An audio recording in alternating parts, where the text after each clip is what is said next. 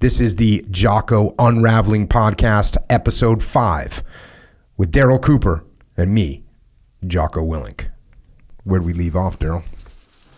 You were going home, and Iraq was just starting to come apart at the seams. You and your boys took down Sadr's lieutenant. The Shia rose up down in the south. We had to redirect forces down there to get them under control, which was a problem because at the same exact time, we had problems with the Sunni population in the west out in Anbar. In Fallujah, 4 Blackwater contractors got lynched, mutilated, tortured, and hung up on display by a cheering crowd of people there.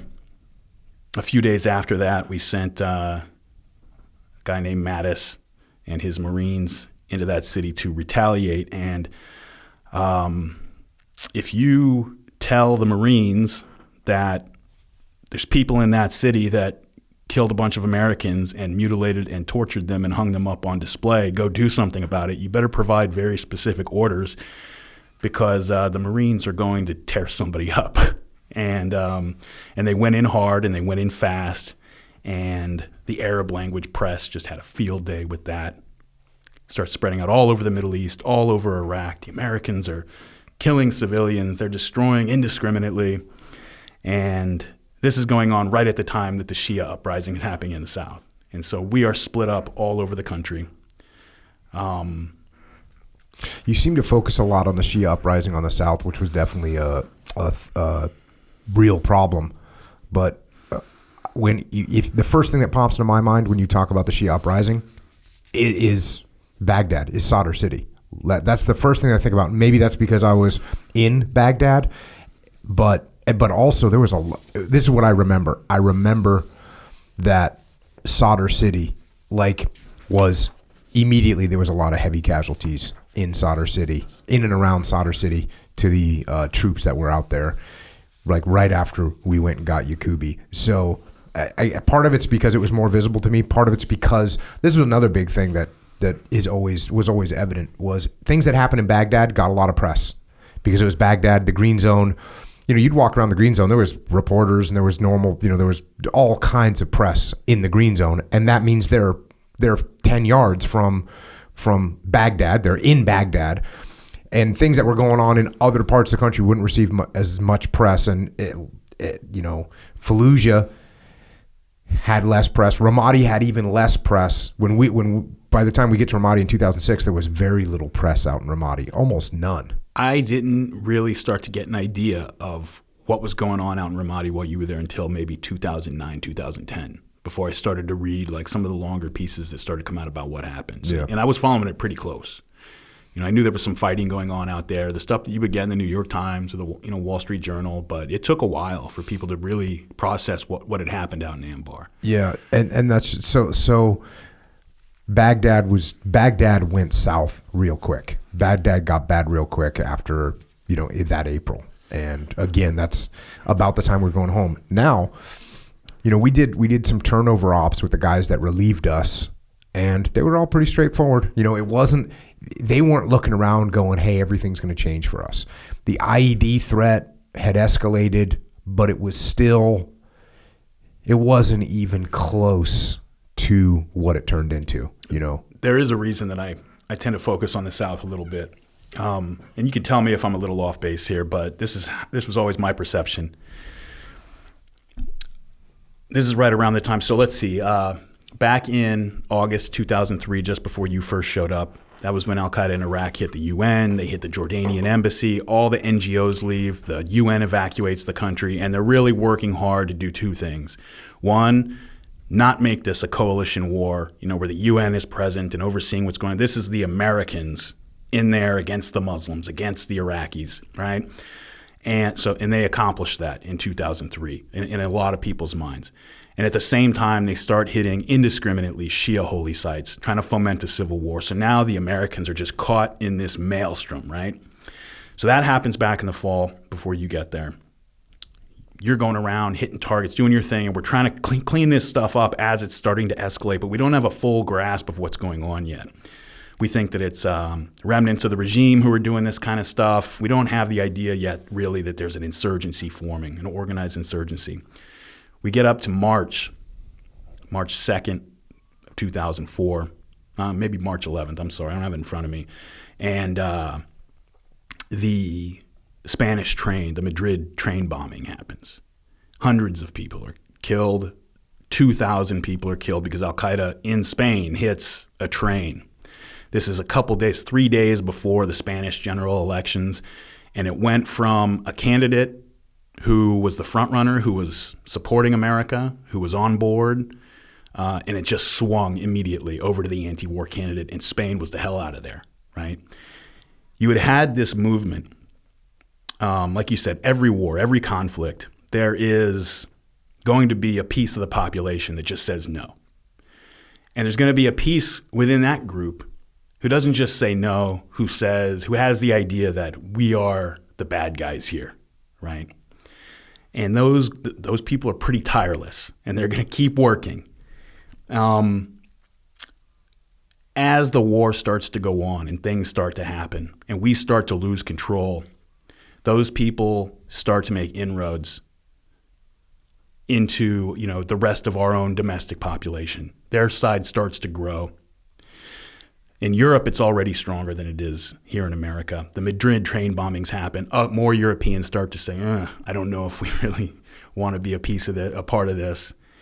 And when you guys took down Jacobi in Najaf, at the time, I mentioned this in the previous episode, because it was a little bit more pacified down there with the Shia, we had the Bulgarians, the Poles, a bunch of our allies, coalition allies down there, and they start getting hammered by Sadr's forces, and they're getting overrun. They're getting pushed back. And so that's more of our European allies who are like, this is getting a little bit uglier than we thought, and we're getting a little more isolated. And then we've got to redirect forces that maybe properly ought to be out in Anbar, keeping, this is a time where Al-Qaeda in Iraq is starting to consolidate their control over the rest of the Sunni insurgency, right? But we've got to redirect to go support our coalition allies in the south now. And it's funny because, I look at maps of Iraq and stuff. I didn't realize that Najaf is a 5-hour drive down there. Mm-hmm. I think it's maybe 150, 200 miles or something, but, we're not all driving on Interstate 5. And again, you're talking about driving in Humvees, and they're slower, we're going usually 55 miles an hour. That's like flat out. Maybe we could get to 60, but pretty much you're going 55, 60 miles an hour. Right. And also there was, you'd have to do some checkpoint stuff along the way. We'd go and check with the battle space. So, the 200 miles, going 50 miles an hour, that's a 4-hour drive. You make a stop for fuel. Because we're not gonna drive our vehicles until they're out of fuel or until we're low on fuel. So we'd stop at some fob somewhere, get a refuel, and check in with some battle space commander somewhere. So that brings it out. That stretches it out there. Next thing you know, you're looking at 5 hours. Okay, so we get to the point now where we've got a force that our military brass already thinks is a little bit too low, or really a lot too low to provide overall security in the country. Now we're split up over here in Anbar, down to the south, in the Shia areas. Our allies, because of Madrid, because of them getting hammered in the south right now, because of the marketing of the anti-war movement in the west, are already starting to lose faith in us. And then in April, as the country is starting to spiral, we know what's coming there. That's when Abu Ghraib happens. And that's kind of the frame that I put it in, is that we're starting to lose control of the domestic conversation, not only in America, but within our European, with the European allies as well, and with the rest of the world. And to the extent that this becomes an American war, an American crusade against the Muslims, and we lose the rest of the coalition, the whole complex, the whole constellation of the war starts to change. And were you aware of any of that? Like, was that in your head at all as you were starting to get ready to leave there in April? Yeah. Well, it's a good indicator, and I mentioned this on the last episode, that when there's the CPA in Najaf is getting overrun. So think about what that means. The CPA is getting overrun. Let everybody know exactly. Well, that means, so the Coalition Provisional Authority, it's the kind of makeshift government that's running Najaf.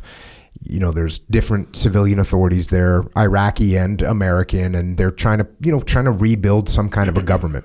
And this gets attacked and is about to be overrun, meaning that it's going to get taken over. And the guys that were there, it was a lot of contractors that were there. They were able to defend the situation.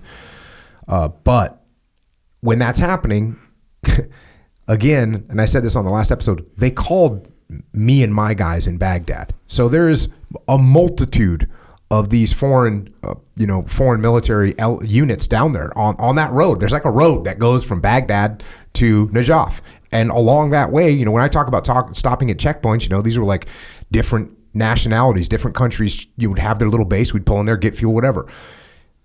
And some of those people had armor. And instead of sending any of that, who are an hour away, 40 minutes away, 2 hours away, they take a group of guys that are in Baghdad with thin-skinned Humvees to drive 5 hours to get down there. Who had just returned from driving 5 hours down there, executing an op, turning around, getting home, and now you're getting this message. And you're the best option. Yeah, and we're the best option. And, it's complimentary. Great, thank you. I appreciate it. But from a tactical perspective, General Patton himself says a good plan executed now is better than a great plan executed in a week, right? Well, guess what? Even if I go right now, it's 5 hours. When a building or a compound is under the threat of being overrun, you're not thinking that they're going to make it 5 hours. You said yesterday, you used the term. Was this what they told you? So we need you to go down there as the QRF? Like you were the quick reaction? We were the QRF, absolutely. And you're 5 hours away. We're 5 hours away. So, that's an indicator. Okay, well, and it was one of those things where look, you're in the military, right? And you're thinking to yourself, what is the chain of command thinking? They don't get it. They don't understand what's happening. Whatever, we'll do our job. Maybe we're not seeing everything that they're seeing. So, but yeah, as I mentioned on the last episode, as I'm standing in a tower looking out at the highway and I see multiple burning vehicles, we hadn't seen that. We had not seen that type of thing at all. You'd see a vehicle somewhere. You wouldn't look out on the horizon and see 5 burning, smoking vehicles that had just been hit with IEDs or RPGs and are now under attack. So, yeah, I could tell it was getting bad. And again, as I said on the last episode, if you asked me March 1st if I would ever be coming back to Iraq as a combat leader, I would have said probably not. This will be mopped up. If you asked me April 15th, I'd say we might be back here. Did you have a sense of, and I would understand if this wasn't the case, did you have a sense of the public mood shifting? Especially when Abu Ghraib happened. Like, did you have a moment when Abu Ghraib happened where, were you just so in the military world at that point where you were just like, what are these guys doing? What are those, MPs thinking? Or did you have a sense of like, oh, this is not good? Yeah, I knew it was not good. Yeah, I knew it was not good. There had been some things that had taken place where some things got caught up by the media, got captured by the media, and it was bad. I had a couple incidents that happened where we didn't look good, and absolutely tiny in comparison, but enough that I said, okay, if this caused this much backlash, then what just happened in Abu Ghraib is not going to be good. It sounded like when we talked about it yesterday, you had some experience. Like that you must have been in country at the time because you talked about the mood of some of the Iraqis like seeming to shift when that happened. Was that something you got when you returned in 2006 or? You're saying that the mood had shifted? With some of the Iraqis you were interacting with. Yeah, you could feel it somewhat. It also was very regional dependent, right? Depending on where you were. And that was like one of those just creepy things. You'd go through a certain town, certain village, and I remember we were on our way. I think we were actually on our way to Najaf, and we went through a town. You got a map there of Iraq? So I think there's a town called Hala, it's on the way down there, and we went through there, and Hilla, yeah. yeah. So there was Hala. We started driving through there, and there was people as we started coming into the city where we hear them. They're blowing whistles, and like you're just thinking, and then they're giving you the look of we don't like you, and we get the traffic. We get caught behind traffic, and we're dismounting. This is before we had armored vehicles. So when we would stop the vehicles, almost every time if the vehicles were held up, we'd dismount and get away from the vehicles because the vehicles were kind of bullet magnets and RPG magnets. So, we'd come to a stop and we would patrol. We'd foot patrol along with the vehicles. So the drivers would stay in, the gunner would stay in, everyone else would dismount, and we would foot patrol so we could get a little space. If we were to get attacked, we'd be able to react in a much better way because the vehicles are basically stuck. You're in a traffic jam. So I remember, that is where you would notice different areas. You'd get a different vibe from the people. And yes, as time went on, the vibe shifted. Earlier, it was more positive, and as we rolled into April, and this is in a Shia zone you're talking about down in Hilla. Hilla is definitely a Shia zone. So now, when we went down there for QRF, it was like, we were not getting nice looks from people. Coming from, I was in the States at the time. I was in the Navy, but we weren't engaged, right, in Iraq or anything like that. And we are experiencing something. We're experiencing Abu Ghraib when it hits, something like the civilians experienced it, right? So I can speak from that perspective. There were people who had been starting to come in all along who said this is going to be another Vietnam. And they didn't just mean by that we were going to get bogged down and our mission wasn't going to be accomplished. There was a moral kind of commentary being made on what we were doing over there. And those people who had been making the argument that America is this imperialist aggressor going over there in this unjust preemptive war to attack the Muslim world out of rage for 9/11 or whatever it is. The Iraq War in March of 2003 had a 74% approval rating in a Gallup poll. Now, part of that is people like to win, they expected to win, and if we had just cleaned it up, it would have stayed. Even if Abu Ghraib had happened, if we had just cleaned up the war and won it, I think people like to win. It would have stayed that way. But as it starts to seem like we're losing control of the country, and in an election year, that's a big part of this as well. This is in 2004. It's 6 months before an election, a presidential election. Those pictures hit the news. There were a lot of moderate people, not hardcore anti-war people or anything like that, who start to ask, wait a second, like, not only do we seem to be losing control of the country over there, what are we doing? Like, it seems like we're losing control of ourselves. And when I think it was only 2 weeks after that, I believe, it was 2 weeks after that news hit that Zarqawi put out the Nick Berg tape. And all of a sudden, the American people, this is the first American that was beheaded by al-Qaeda in Iraq over there.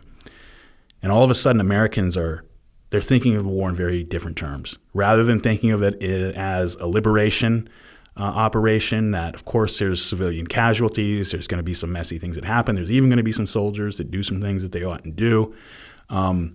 Now there seems to be this situation where there is some very, very dark things going on in this incredibly chaotic place, and we're starting to get caught up in that, and that we're just one element of darkness in this dark place. Because I think Americans, they didn't want to think or believe that about themselves. And when you see those pictures, they are incredibly shocking for people who are just civilians. I mean, I think they're probably shocking for people who have seen violence as well, because there's a certain macabre aspect to a lot of them, and the casual nature with which some of those reservists were posing with some of those inmates. And I happen to be, I don't know where you fall in this. I happen to be of the mind that Abu Ghraib makes me enraged at the high level political people who set the conditions for that place to happen. I don't give myself the right to draw harsh judgments on the soldiers and the MPs who were there, the ones who actually got punished. I wasn't there. They were. I'm not saying it was right or justified or anything like that. I'm saying that you had this group of reservists from West Pennsylvania who were put into a situation that they're absolutely not trained for. They were trained as combat support MPs. They were not trained as prison guards, and they are put into an absurd situation under incredible stress in a prison that's in a combat zone. Abu Ghraib is between Fallujah and Baghdad, right in there somewhere. It's sort of north of the airport. It's sort of north, so it's northwest of Baghdad, and it was a bad area. Yes, you're right. It was in a combat zone. They're taking fire at the prison. And now maybe as somebody who is over there and had to be responsible for your behavior and for the behavior of your men, you can feel more comfortable coming down straight directly on the people who were involved. I don't like to do that. I wasn't there. I don't justify it, but I don't know. What do you think? What do you think I think? I would assume that obviously you talk a lot about leadership, and so the people who set the conditions and created those conditions are going to be important. But I would just assume, because I know other people who served in Iraq who do hold the people who were directly involved with those things, the soldiers there, the MPs, very responsible. Because, yeah, I was over there in Iraq too. There were times that I wanted to beat the hell out of somebody or do this, but I didn't. And they did, and that's on them. And look what they cost us. And I get that, and I don't contradict them and say, well, what about these? That's their right to have that view, and I don't give myself that right. But I mean, tell me what you think. Well, yeah, you called it. When I see some frontline troops doing something that they shouldn't be doing, sure, they shouldn't be doing that. Whose fault is it that they're doing that? It's easy to say it's their fault, sure. But as leaders, guess what? If you have troops, you're responsible for their actions. That's the way it is. That's the way it is. And if you have to understand people well enough, that's why I talk about human nature all the time. You're going to tell me you're going to take 19, 20, 21, 22-year-old kids from Western Pennsylvania that are reservists, that have very limited military training, and what you're going to do is you're going to take them and put them in charge of the detainee, a bunch of detainees that they think are terrorists. While they're being attacked on a daily basis by terrorists. If you can't see what could unfold there, you don't understand human nature very well. So what does that mean? As a leader, you're responsible for telling everyone, hey, these are the rules, this is what's in place, this is why it's important.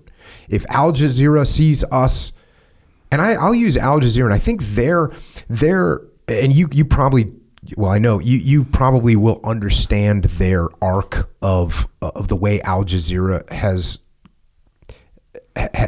what Al Jazeera has been, because Al Jazeera kind of started as a sort of almost like a secular kind of extremist broadcast.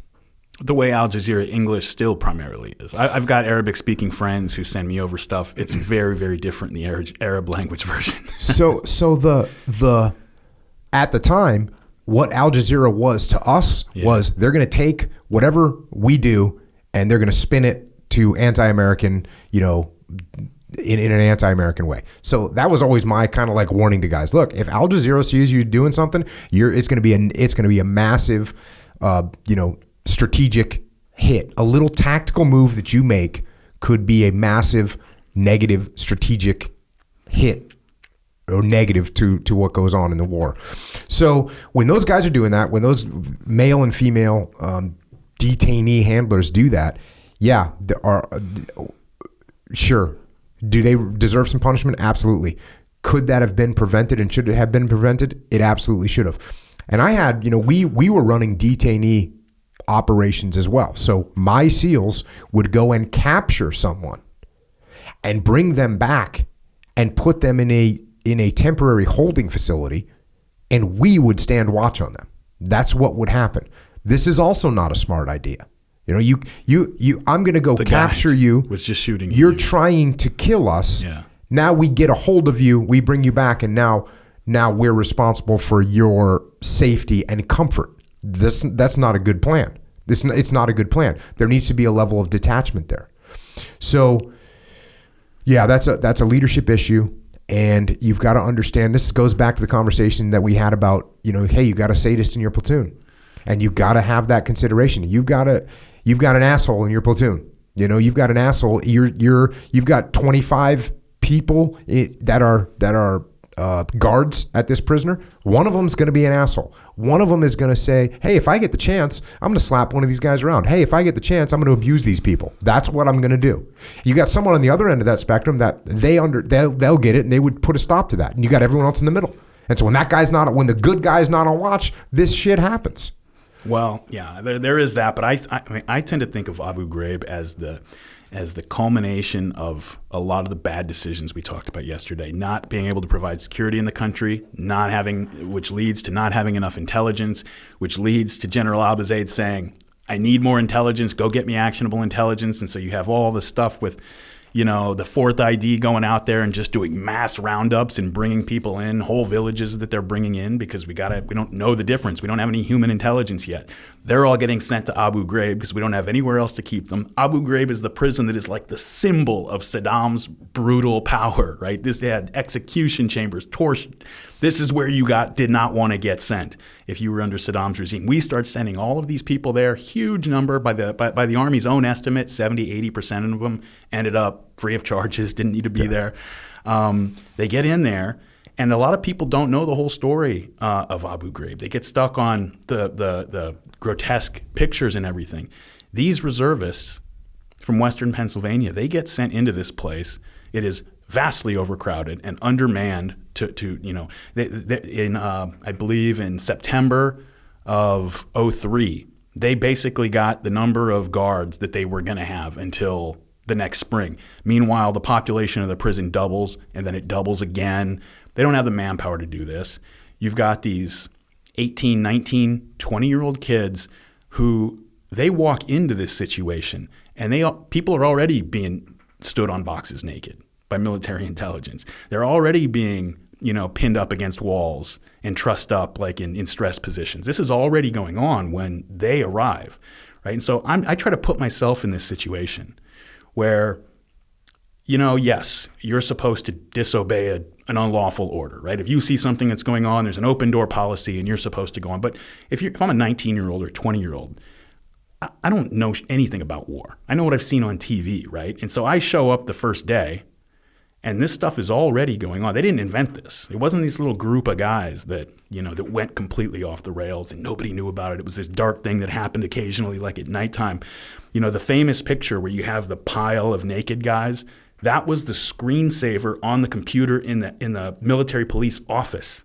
Everybody knew what was going on. There were times when these kids would go to medics, go to other people and show them pictures and be like, is this authorized? Can I do this? And they're like, well, the famous picture of Linda England, the female, who was not supposed to be on the block, by the way. She was dating one of the guys on the block. She's from a completely different area. She's not cleared to be there. It gives you an idea how the discipline had broken down, right? But she's coming just to hang out with her boyfriend every night, and they're goofing around with the prisoners. And there's the famous one where she's walking the naked guy on a leash. So we would end up, we ended up in Abu Ghraib with a bunch of people who were mentally ill, right? There wasn't like a bunch of psychiatric hospitals. The prisoners. Yep. Yeah, right, the prisoners. There weren't a bunch of functional psychiatric mental health facilities all over Iraq at the time. And so we would be out there, and a lot of time these people who were mentally ill would give our soldiers problems, and we would be like, okay, this guy's a problem, take him in. And we would take him in, and then they would get into the general population. Yeah, just to even clarify that more, when you say give them problems, this is just someone that's not doing what you're telling them to do because they don't understand, they're scared, and you're a 22-year-old soldier, and you look at the guy and go, I can't judge what's happening, but this guy's not doing what I tell him to do, right. But zip him up. And we bring the guy in, He's unmanageable in the general population, so we send him over to the hard site where we actually have individual cells and we put him in there. And they're trying to get this guy. He's spitting on people. This guy in question, the one in that picture, he's spitting on people. He's throwing feces at people. He takes off his own clothes. They didn't strip him. Okay. And he goes and gets a tie strap from a Humvee, and he puts it around his shoulders to like walk this guy over. And the guy goes down on his hands and knees, and the strap comes up around his neck, so it looks like a leash. And they're walking him to the place that they're trying to bring him. And he actually, the guy, Grainer, who's like he's supposed to be the real sadist in the group, and he has some sadistic tendencies. There's no question about that. He took that picture, and he took it to the medics, and he explained the situation of what happened and said, this is what happened. Is this okay? And they said, well, under the circumstances, that seems fine. And so, this was the environment that these 19, 20, 21-year-old reservists who are not trained to be prison guards are finding themselves in here. And I think one of the other things that blows me away, it just blows me away that this is how it is that, the military intelligence folks, the interrogators, they wanted to be able to kind of play some good cop, bad cop, and, be the be able to build a relationship with some of these people they're trying to interrogate in various ways, depending on who they are. And it was the military police who were in charge of kind of setting the conditions in the place and making sure that the prisoners were in a sufficient level of discomfort so that when they went in to be interrogated, the military police, the military intelligence guys, the interrogators could kind of play that good cop side. And so you have now that is something you're supposed to walk this fine line between, setting conditions to make people properly uncomfortable and abuse, like that fine line. And that is something that should require extraordinary training and discipline, right? That is a hard thing to do, especially when you're talking about unsophisticated 20-year-old reservists who are dealing with jihadis. You're dealing with guys who are, maybe he was a colonel in Saddam's army. And you got to think of like what kind of, just adaptable, savvy cockroach you got to be to survive that long, under Saddam and make your way through the system. And now I am a guy who doesn't speak Arabic, and I've got to figure out how to make this guy do what I want him to do. And I have no ways to control this guy who's looking at me. He's just not taking me remotely seriously, and I can sense that.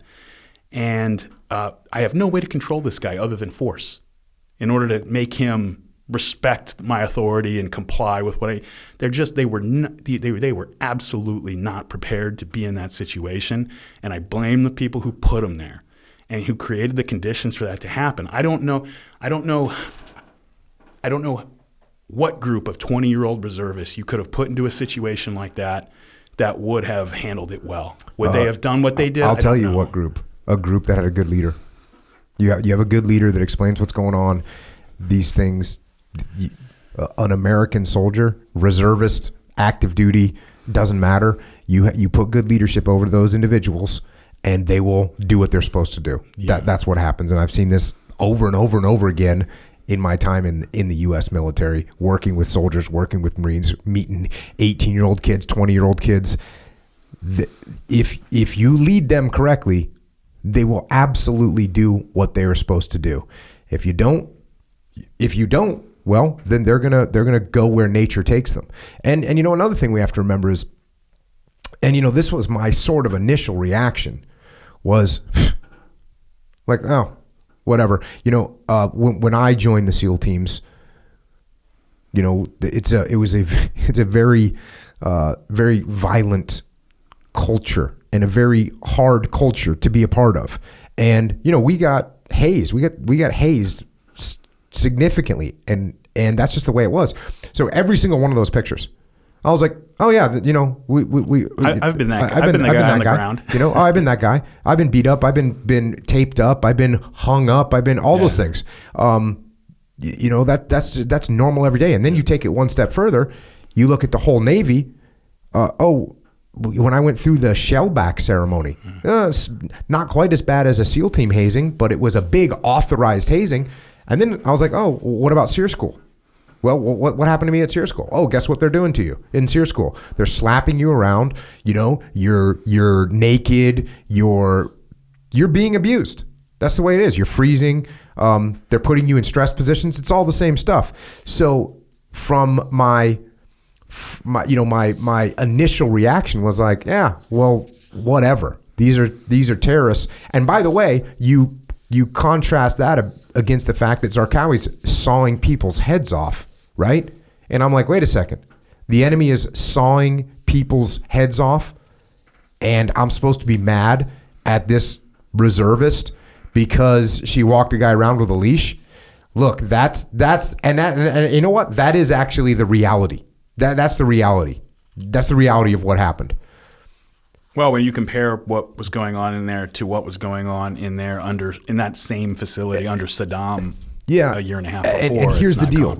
Even though that's the reality of what happened, it didn't matter. It didn't matter. Everything I just said it did nothing to clean up the picture that got put out by the insurgent and the Al Jazeera media and our own media that posted these pictures over and over again with no explanations. And you show that to an Iraqi, this is what the Americans are doing to us. In Abu Ghraib. In Abu Ghraib, this is Saddam's absolutely prison. what this added. This is why I said on the last episode, this is what added so much fuel to the fire that it became.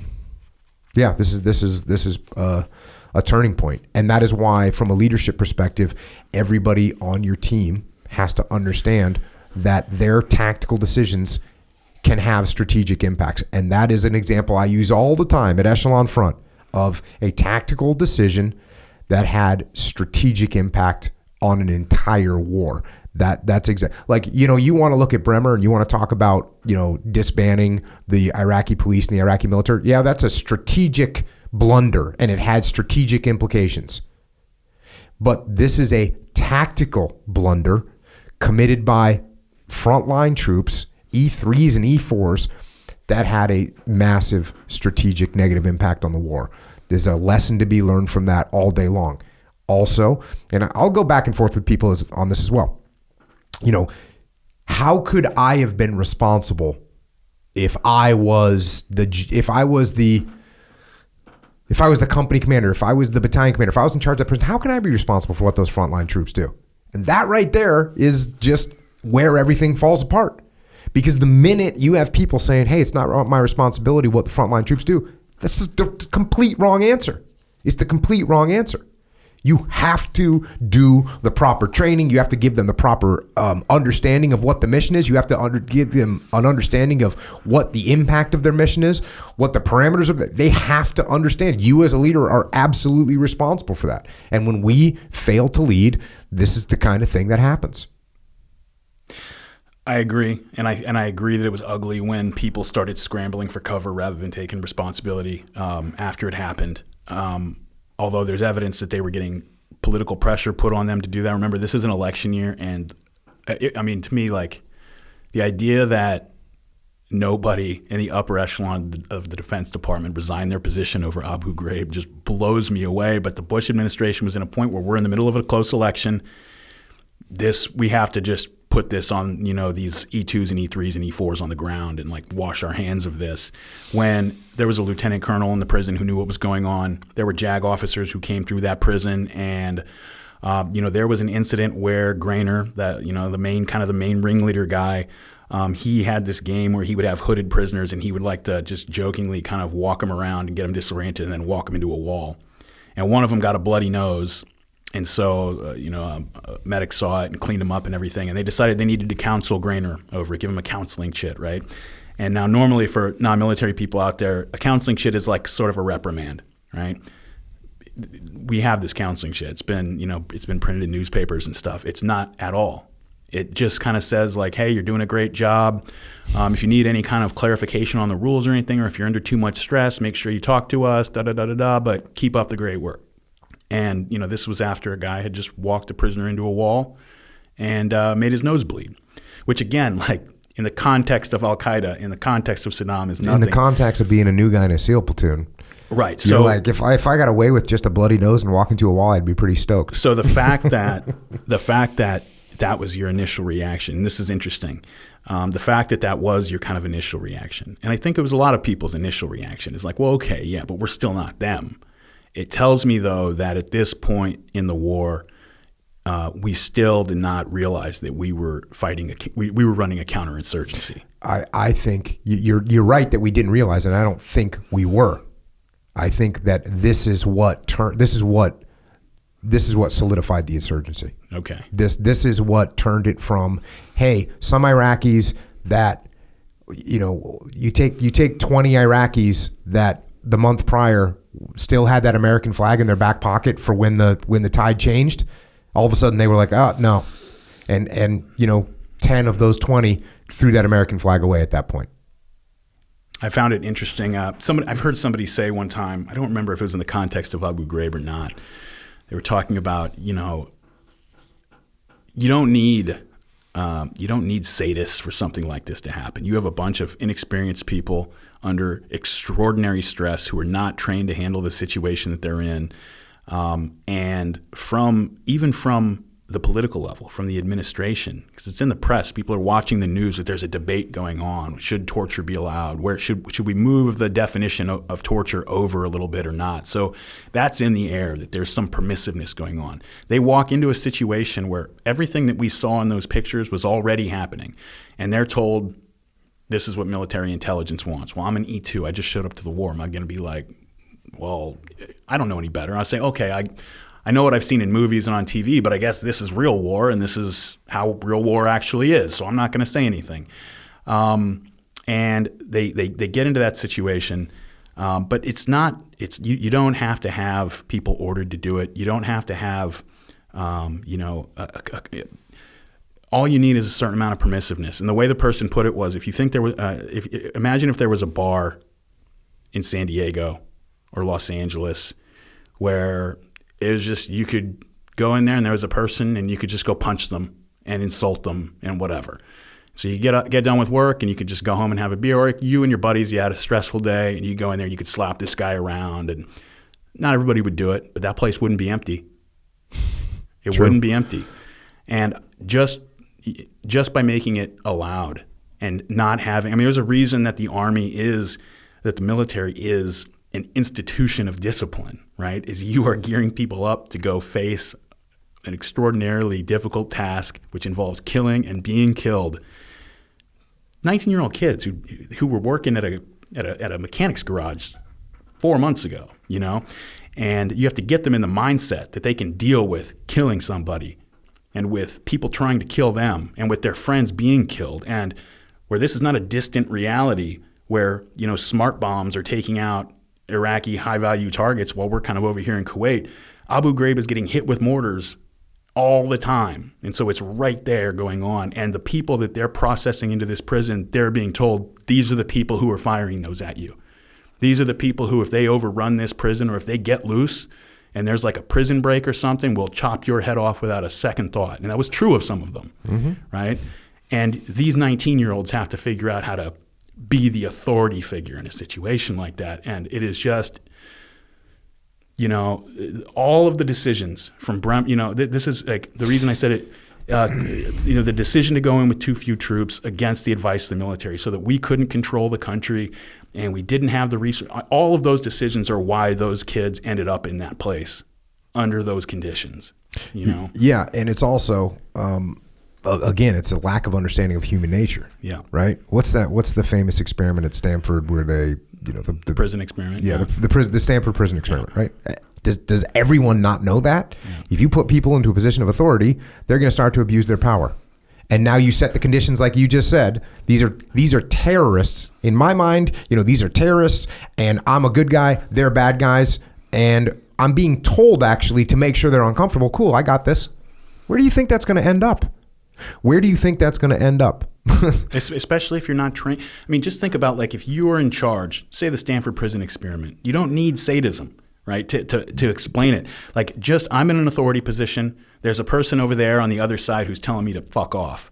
And now I got to figure out how to make him compliant. Now, there's ways to do it, but if you got to be pretty sophisticated to do that, to do it without resorting to force or coercion. You can do it, but you got to be pretty sophisticated. You know, you got to be kind of an alpha personality. You have to have ways to do it. They were not given any of those tools. They were just told, be the man, control these people. These are terrorists. And when these people got non-compliant, they don't have any tools to handle these guys except for force and humiliation. And those are the tools that they have, you know? And it was just, it was an awful, awful situation when it happened. And it became pretty clear very shortly after that we were looking at something like an insurgency. As I said, very quickly. In my estimation, that event and the way that it got portrayed absolutely solidified the insurgency without a doubt in my mind. And if you kind of look at the time, there was the insurgency was starting to gel a little bit, right? A little bit. You know, you had pockets here, you had pockets there. You know, you were just talking about what was happening in Najaf, what was happening in Sadr City, what was happening in Fallujah. Like, you had stuff going on, but there was still Iraqis that were like, you know, I hope the Americans can pull this off. And when that happened, yeah, all those little pieces that were floating around all of a sudden started to gel. Were you had been taking out a lot of criminals, gangsters, people like that during your first tour. Had you seen enough by that point that when the Nick Berg tape came out in May of 2004, that did not surprise you? Did you already have an idea of that these are the people we were kind of dealing with? I think that the Fallujah bridge, that was that to me was the first indicator of, okay, I see where this is going. And then Nick Berg was an exclamation point on that. When you were processing back probably by that point to start your tours, the Admiral's Aid. I mean, were you just like, screw that, send me back, like, turn me loose on these people? Yeah, I mean, it was really hard. When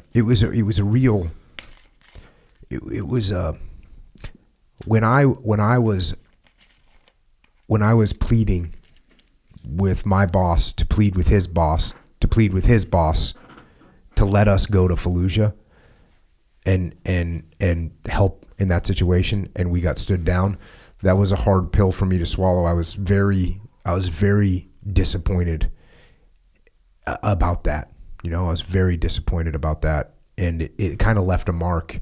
And yeah, that was a hard one. You know, and actually, those guys. Okay, so one of them, Scott Halveston, was a SEAL, and those guys had come to my compound. We stayed in a compound in Baghdad. Those contractors? Yes. Okay. Those contractors came to my compound, and they had kind of just shown up. At least that's the impression that I got, was that they had just shown up. And so we had a conversation with them. And I remember, like, I was like talking with some of them. And remember I said my platoon chief was like an off-road guy. And so he was all dialed on vehicles. And so we're sitting there talking to him. And I remember asking him, or either that, or it was probably my chief asked him, because he had the mindset of vehicles. And he was like, do you guys have run flats? Because they had these armored like Ford Explorers, which was kind of what everyone was driving. The armored Ford Explorers were crap. They didn't. All they did was add armor, like the minimum kind of armor, but there was no adjustments to the suspension, so they were just kind of crap. And I remember my platoon chief asking, I was pretty sure it was him, saying, do you guys have run flats? Meaning, if you get a flat tire, can you keep going? And their answer was no. And so, you know, you kind of had a bad feeling. And this is, now that when you're asking me this question, which you seem to want to know if I sensed the escalation, this is one of the things where, as I think back on it, this is where we knew things were escalating, because we were looking at these guys saying, hey, do you guys have run flats? Because if you're going into Fallujah, we knew where they were going. Yeah, and they got ambushed. And I'll have to actually go back and ask my platoon chief if it was that crew, but I'm almost positive. And again, forgive my memory, man. This is a lot's happened between now and then. A lot's happened between now and then, and I'm glad we're talking about it. But there was contractors that were not prepared. Yeah. And 3 months prior, you could run around in Baghdad however you wanted to, and you'd be fine. 2 months prior, you'd be running around in Baghdad. You might want to check yourself a little bit. Starting to get into March, you'd be like, okay, we need to think about this. Now, in April, we're looking at these guys going, do you have run flats in case you get a flat tire? Because if you get a flat tire and you lose your mobility, you're going to lose your survivability. So that is that is the kind of thing that we were thinking about. And then seeing those guys, strung up from the bridge, and then Nick Berg, it was like, okay, yeah, this is going to get worse. That's the only one of those videos I've watched. I made myself watch the Nick Berg one when it first came out, and after that I was like, I don't need to watch another one. I've seen it. I thought about watching the Foley one when it came out, but Nick Berg, by all accounts, is a great kid. He's a little eccentric, and who he reminds me of in certain ways. If you've ever read the book or seen the movie Into the Wild, about Chris McCandless, he kind of reminds me of that guy where he's a little bit naive, maybe. He's idealistic. Just like those contractors, though, who had no idea, apparently, what country they were in, and a lot of people didn't yet. Yeah, that was another thing. Like, you'd see contractors, and at this point, look, we were by no means like battle-hardened, guys, because our first deployment, we got in a few firefights. Playing the game on God mode. Yeah, but we had done a lot of operations. Yeah. And we were good. Yeah. We were good at what we were doing. Like, when you saw our convoy maneuver through the streets, we were really good. If we had a flat tire, we looked like a NASCAR pit crew. Again, my platoon chief, running guys through drills, my leading petty officer running guys through drills, the guys in the platoons just locked on. And so we like I said, we weren't battle hardened, but we'd done a lot of operations.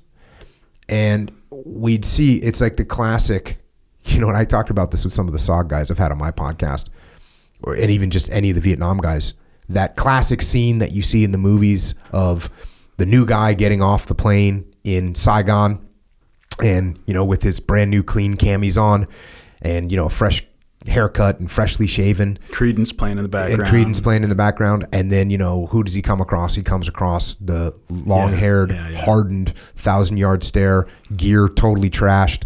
Not even trashed, but broken in. I remember looking at these contractors and, they got brand new web gear. They got brand new setup. You can tell that they haven't worn it very much. They might have done some shooting drills or whatever. So you're a little bit nervous when you see guys like that. And because this is a different time too, but as you get into 08, 09, a lot of those contracts, these are former special ops guys. These are a bunch of guys with experience a lot of the times. These contractors, a lot of these contractors were guys that had been in the military, been in the SEAL teams, been to Green Beret or whatever. In 04, how much experience could they have had? Well, yeah, that's what I'm saying. Like, they were a Green Beret in the 90s. They were a SEAL in 1987. I had lunch with guys. I remember having lunch with guys, like team guys, and they're your bros, and they're fired up to be over there because, as much as I talked about wanting to be in combat and had the luck of getting to be in combat, and I talked about guys that had been in for 30 years that never were. Well, those guys got out, and all of a sudden an opportunity came for them to lock and load their weapons and go do God's work. And they took that opportunity. But, I met plenty of guys, especially because this is the actual time. This is the time when Blackwater and the rest of the contracting gigs, this is like $1,200, $1,500 a day. That's that's what the demand signal was. And the demand signal was, we want guys that were special operations, because they had at least have more training. And it was, you fast forward 3-4 years and it was like, hey, we'll take pretty much anybody. Especially because pretty much anybody, if you were in the military, you had run convoys and you knew how to handle yourself. It feels like with the contractors, the way you're describing it, that it doesn't sound like they had the same kind of overarching leadership structure that was like looking after them, that they had like a looser leadership structure. That, I mean, the idea that they were going into Fallujah with, when they couldn't run flat and just all that, like who's making that decision to allow them to do something like that? Yeah, it was that experience for me that, $1,500 a day, but you couldn't have given me enough money to take those jobs, because I was just looking at him going, man, like I'm literally standing there looking at a guy that has, whatever dumb gear setup he had, where you're looking at, he's going to get in a vehicle and he's got his pistol, like, whatever, in a position where he's never going to be able to get that thing out, or whatever dumb thing they had. And you're looking at him thinking like, that sucks. And then you're looking at, over at one of my guys who has everything completely dialed in, can make things happen, immediately. My assistant platoon commander at the time was just one of those kind of gear heads, and everything he was testing all the time. And I'm looking at him going, this guy, my guy is so eminently prepared. And I'm looking at this contractor going, sheesh. And what kind of comms do you guys have? There's a question that I'm going to ask, right? That's, my platoon chief is going to go, do you have run flats? I'm going to say, hey, what kind of comms do you have? Because I was a radio man. So in a SEAL platoons, that was how I was raised. And I'm the guy that's asking, what kind of comms do you have? And they, you get the response of, we have inter squad radios for, the two cars so we can talk to each other. Oh, what are you going to do if you get in trouble? Well, we have, what was it? Whatever sat phone, civilian satellite communication thing. Who are you going to call? You see what I'm going with this? This is just all bad. It's all bad. And that's why, when we saw that unfold, it was, it was horrible to see. It was horrible to see. And it caught them off guard. Yeah. Because contractors had been running around the country doing all kinds of work. Good work. Providing security, running convoys for people. They were doing good work and necessary work, and saving, the government money, because even though those guys are getting paid $1,500 a day, at the end of the day, that's way cheaper than hiring or than bringing in an enlisted man to go through the training and be on the VA for the rest of his life. Like there's a cost benefit to it, and there's a cost benefit to them because they have the opportunity to make money. So they were doing good work. But when things started to escalate, and if you're Blackwater and you're bringing in contractors, in whatever 4 or 5 months earlier, hey, give them a little training, cool, go run a convoy. They put their military experience with their little training they just got. They got a couple guys that have a little experience. You're good to go. They make it happen. You fast forward to sending them into Fallujah, and you see the results. Yeah, people didn't have an idea of what kind of war we were in yet. And I mean, Nick Berg is a perfect example of that. I mean, he was if he would have gone to Kosovo to do what he did. So he was 26 years old, and he had a business. He was kind of an adventurous kid. He'd do cross-country bike rides, that kind of thing. And he had a business where he would fix high-rise like communications and transmission equipment. He would dangle 600 feet up in the air and do repairs, electrician repairs. And he was good at it, and he wanted to start his own business. He had actually done some work in Kenya before, where he would go down and he would kind of do humanitarian work and also like pursue some business opportunities. Just in his mid-20s, which is kind of a fascinating kid. Most people aren't doing that in their mid-20s. If he would have gone to Kosovo and done something like that, and the bad guys would have come across him there, they might have held him for a while. They might have he might have caught a stray bullet or something like that. But they weren't just looking for Americans, and if they find you, they're going to kill you and publicize it. It was just a different kind of It was a different kind of war and a different kind of enemy. And I think people didn't realize that that was the kind of war we were in yet. And there's no mistaking it after that Nick Berg tape came out. Watching Zarqawi read that statement and then murder him himself in such a grisly way, and it took so long that, especially with it coming right after Abu Ghraib, I think people just started to get a very dark view of the war. And things only started to deteriorate in the country in many ways from then, because I'm pretty sure that this is around the time when we didn't really exactly know what we were dealing with. We didn't exactly know who this enemy was or where they were, and so we just kind of pulled back. It was an election year. We didn't want a lot of casualties, and we just started to pull back into our bases and kind of did this, Petraeus called it drive-by counterinsurgency, where we're just racing our convoys through an area and going back to our bases. And meanwhile, wide swaths of the country are just being taken over by Al-Qaeda. And, there was a strategic decision that was made, arguably, for what were a lot of political reasons having to do with domestic politics.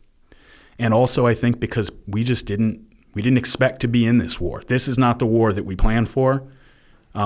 We had people, right, just like this happens in a lot of wars, we had people who knew what kind of war this was, and they were ready to fight this war. Petraeus had been up by himself in Mosul with the 101st all this time. Mosul, for anybody who doesn't know the map of Iraq, is way, way, way up in the north, far away. So he had some level of autonomy from what was going on in Baghdad and everything. And this is a guy with a PhD who literally wrote the book, right, on counterinsurgency, and he's the man. I mean, he knows what he's talking about. He studied this stuff. And he was handling Mosul in a very different way. He understood the hearts and minds aspect. He understood the fact that we have to win over this population if we're going to actually, provide any stability and build something here. And, the particular enemy that we had, Al-Qaeda, so dark. Forget about flying planes into buildings, okay? I mean, that was an evil act and everything, but something like that, I can honestly just put it as this is a terrorist action, but they're attacking a symbol of American power for their sort of broad strategic reasons, and fine. The kind of interpersonal savagery that Al-Qaeda in Iraq was engaging in, to the point where eventually, Osama bin Laden said, we need to pull back from these guys, right? That they gave us this opportunity. It would have been just on a silver platter to say to the Iraqi people, look, this is your other option. We're the good guys here. We're going to make mistakes. Some of our soldiers are going to do some bad things. But, Saddam was here, and now these are your other options. We're your best option here. And, because of Abu Ghraib and because we had this lack of understanding and we were trying to make up for those early mistakes for a couple of years, right? It took 3 years until 2006, before we really started to put some people in charge who knew what was going on and were ready to take action and take risks, and we're going to get into that in the next episode here. But I want to talk about just what a huge gamble Ramadi was, and how, people think of the American military as it's really just a matter of focus. Like, as soon as we decide we want to go do something, we might be making bad decisions for political reasons. We might have a muddled mission or whatever. But if we actually decide to go do something, then it's over, and then we'll just go do it, right? At the time, there were people who thought the Ramadi mission was suicidal, that there was no way you guys were going to pull that off, and there was so much riding on it, because if you hadn't pulled it off and it hadn't gone the way that it went, I mean, the surge wouldn't have happened. No. As you're back home and you're watching the news, I mean, you must have had, and hearing stories from guys who were coming back and guys who were over there, you must have had sort of this creeping understanding coming up that, when you go back, A, you're going back, and B, when you go back, it's going to be on. Let's talk about that on the next episode, because there's a whole story behind that. Yeah. Well, if you're listening to this podcast, on the Jocko podcast feed. It's now on its own feed as well. And eventually we'll separate those. So if you want to hear these types of stories, subscribe to this podcast if you want to listen to it. You can also check out our other podcasts. I have a podcast called Jocko Podcast, the Warrior Kid Podcast as well. And then I have a more lighthearted podcast called Grounded. And Daryl has a not so lighthearted podcast called Martyr Made. And if you want to support any and all of these podcasts, you can do so by getting some gear from Jocko's store or from originmain.com. Thanks for listening as things unravel. This is Jocko and Daryl. Out.